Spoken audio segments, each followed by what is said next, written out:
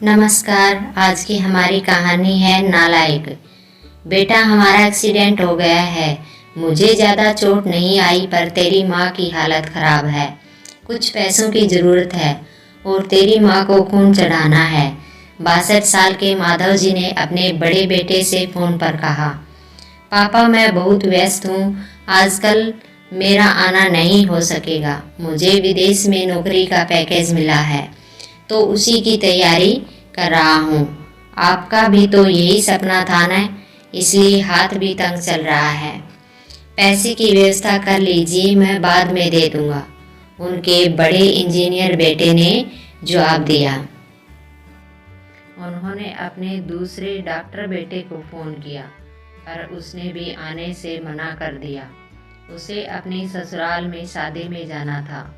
हाँ, इतना ज़रूर कहा कि पैसों की चिंता मत कीजिए, मैं भिजवा दूंगा।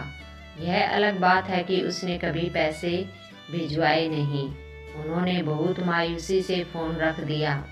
अब उस नालायक बेटे को फ़ोन करके क्या फ़ायदा? जब यह दो लायक बेटे कुछ नहीं कर रहे तो नालायक क्या कर लेगा?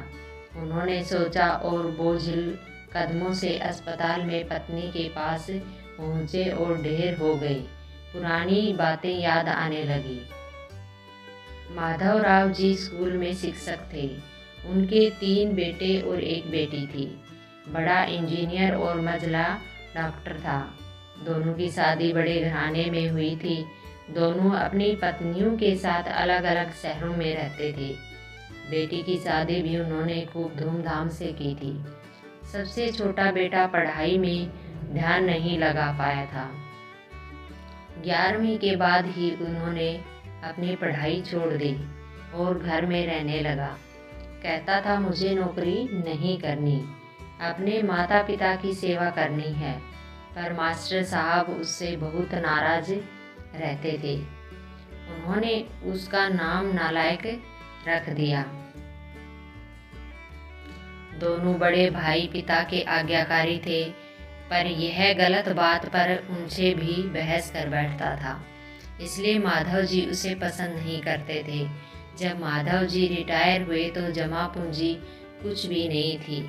सारी बचत दोनों बेटों की उच्च शिक्षा और बेटी की शादी में खर्च हो गई थी। शहर में एक घर, थोड़ी ज़मीन और गांव में थोड़ी ज़मीन थी। घर का खर्च उनकी पेंशन से चल रहा था।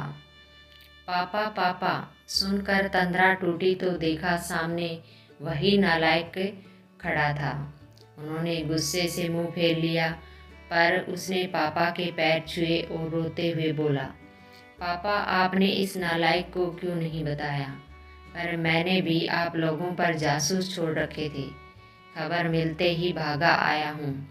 पापा के विरोध के बावजूद उसने उसको एक बड़े अस्पताल में भर्ती कराया।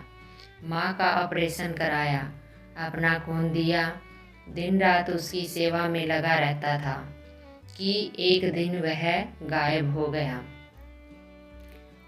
वह उनके बारे में फिर बुरा सोचने लगे कि तीसरे दिन वह वापस आ गया। महीने भर में माँ एकदम भली चंगी हो गई। वह अस्पताल से छुट्टी लेकर उन लोगों को घर ले आया। माधव जी के पूछने पर बता दिया कि खैराती अस्पताल था, पैसे नहीं लगे हैं। घर में नौकरानी थी ही। वह उन लोगों को छोड़कर वापस गांव चला गया। धीरे धीरे सब कुछ सामान्य हो गया। एक दिन यूं ही उनके मन में आया कि उस नालायक की खबर ली जाए। दोनों जब गांव के खेत पर पहुंचे तो झोपड़े पर ताला देख कर चौंके। उनके खेत में काम कर रहे आदमी से पूछा तो उन्होंने कहा, यह खेत अब मेरे हैं। क्या? पर यह खेत तो उन्हें बहुत आश्चर्य हुआ। हाँ, उनकी माँ की तबीयत बहुत ख़राब थी। उनके पास पैसे नहीं थे तो उसने अपने सारे खेत बेच दिए। वह रोजी रोटी की तलाश में दूसरे शहर चला गया है। बस ये झोपड़ा उसके पास रह गई है। यह रही उसकी चाबी, उस आदमी ने कहा। वह झोपड़े में दाखिल हुए तो बस उस नालायक की याद आ गई। टेबल पर पड़ा लिफाफा खोल कर देखा तो उसमें रखा था अस्पताल का 9 लाख रुपये का बिल। उन्होंने मुंह चिढ़ाने लगा। उन्होंने अपनी पत्नी से कहा, जानकी, तुम्हारा बेटा नालायक तो था ही, झूठा भी है। अचानक उनकी आंखों से आंसू गिरने लगे और वह जोर से चिल्लाई, तू कहाँ चला गया नालायक?